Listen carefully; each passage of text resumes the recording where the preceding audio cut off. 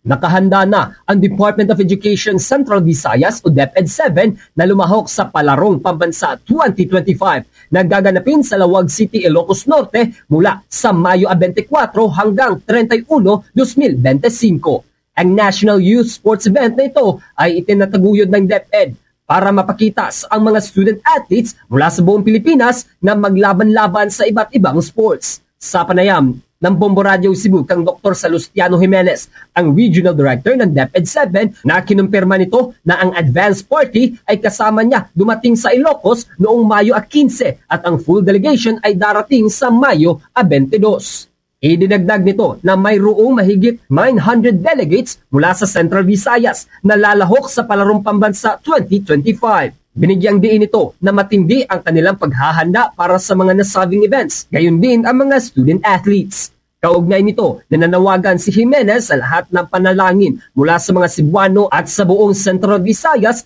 na naway lahat ay mabigyan ng patnubay para sa tagumpay ng mga bata at kumakatawan sa Department of Education Central Visayas. Ang ating atleta, yung mga participants ng ibang national events dito ay handa na po, no? So atin lang, sana lahat tayo dyan sa Central Visayas ay magdasal para sa atleta at ating mga bata na nag-participate ng national events like National Schools Press Conference at saka National Festival of Talents. Ang hinihingi ko sa inyong lahat, no, na sana ipagdasal natin ito at saka yung safety ng lahat na nandito.